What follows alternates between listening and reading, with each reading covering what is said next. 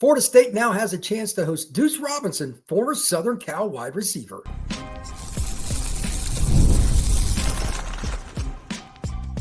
You are Locked On Seminoles, your daily podcast on the Florida State Seminoles.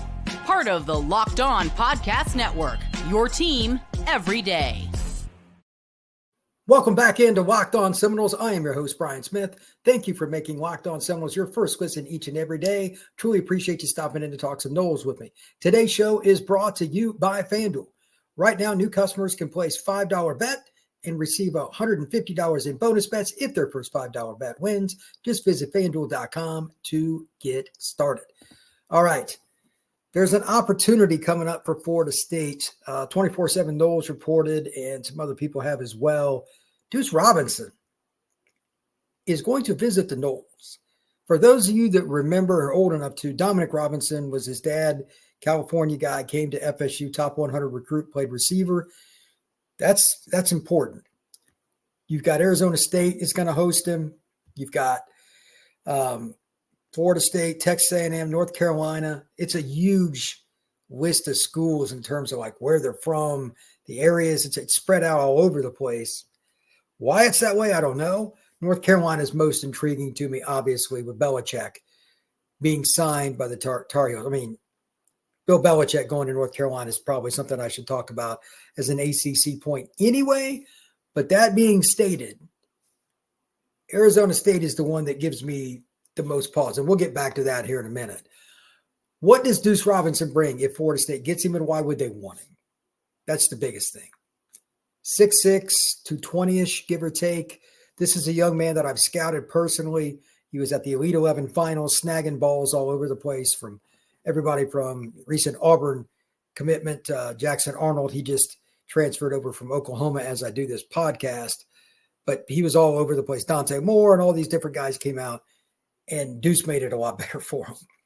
Elite player, even in high school. It was obvious he was going to be big time. 2 years at Southern Cal have been pretty good, but he's not like been dominant. And the reason is they just got so many dang receivers. At most schools, Robinson would have had 100 catches his first 2 years. But it is what it is. Okay. His sophomore year, 23 catches, 396 yards, 5 scores. Last season, 16 catches, 351 yards, and 2 scores. I'm telling you, USC was loaded at wide receiver. That's not any shock. But he's 6'6", 220. He kind of fits. I'm sure you're getting my vibe here. Remember Johnny at Florida State, 2023? Yeah, that's right. I think that you're talking about a guy that can kind of play that role, but Duce catches back shoulder fades. He catches slants. He'll take a short screen pass, make a guy miss. For as long as he is, he's pretty sudden. And to be honest with you, he was a 5-star recruit by some services coming out.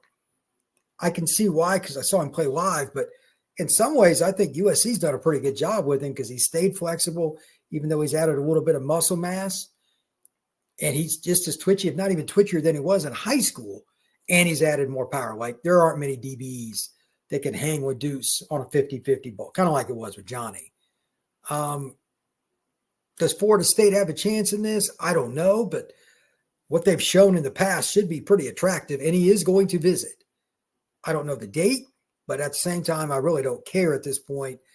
I just know that he's a player that Florida State could desperately use. We've talked about it a million times. So many of you on the YouTube page, Florida State needs a dominant wide receiver. I'm not saying they're going to turn around overnight in 2025. I'm truly not. But if you add Duce Robinson, look, it's going to be really attractive for Thomas Castellanos. And when things go sideways, you've got a big-bodied guy out there that other teams have to pay attention to. If they go single high coverage and give their corners an underneath look in a man situation, or basically a man, cover 2, whatever underneath, he's going to beat most guys, like on an inside slant, etc. He's just too big.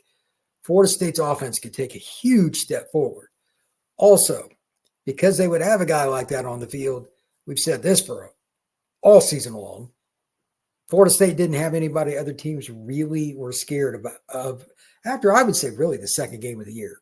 It's one thing to play poorly against Tech, but after the second and certainly by the end of the third game, everybody's like, well, the heck with it. We're just going to bring our safeties up. We're going to try all kinds of different blitzes, different fronts, because you can't do anything about it. We're not scared of anybody. They drop the ball. They don't get open, the whole 9 yards. And they're right. If you had Duce Robinson, he's a proven commodity with the speed to beat teams deep at 6'6". Back shoulder guy, short yardage guy, whatever you need him to be, he's a pain in the neck. This would really be not just good news, but like gigantic news for Florida State. Last point before I get out of here. His NIL commitment will be big. Just from that point, I'm curious what Florida State is really committed to. Do they want to try to put money into getting a guy like this? If it's $1 million, $800,000, or I have no idea what it'll be, but I'm guessing it'll be north of $500K a year. I'm pretty sure of that. Is Florida State ready to do that this year, not the year after? I don't have the answer to that. I really don't have an opinion on it. I'm curious if anybody out there wants to comment. But if they go all in on him, I mean, it's part of your allotment.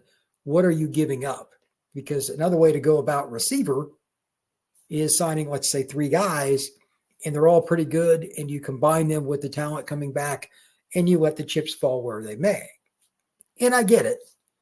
But getting a number one like this, I'm cool with just signing 2 guys. You get one other good player to go with Duce. You still got Hakeem. You got Jaylen Brown. You got some of the young players like BJ Gibson, etc., Elijah Moore, whoever ends up stepping up. They can have a pretty good receiver room next year.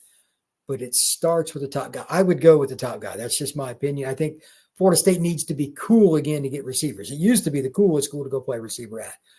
But now it's a school that just isn't producing at that spot. So I'll be curious to see how much the Noles really dive into that, because they need to win some of these battles, not just in the portal, but moving forward with the high school ranks, the 26 and 27 classes. They can't just sign good receivers. They need to sign a few no-doubters to get the program changed back around. Having Duce come in and play well, then go to the draft, he'll be eligible after next season. If he came into the Noles and caught 55 passes for 900 yards and 8 touchdowns and goes in the second round of the draft or something, that's going to help you. Florida State needs that kind of production to get it to be, again, make it a destination school for some of these elite wide receiver recruits. Thank you once again for making Locked On Seminoles your first listen each and every day. Truly appreciate you stopping and talk some Noles with me. Also, if you would, please hit that like button, that notification bell, and subscribe to this podcast and share it. I'd love to get in front of more Noles fans. If you would, everybody have a good one, and I'll talk to you very soon.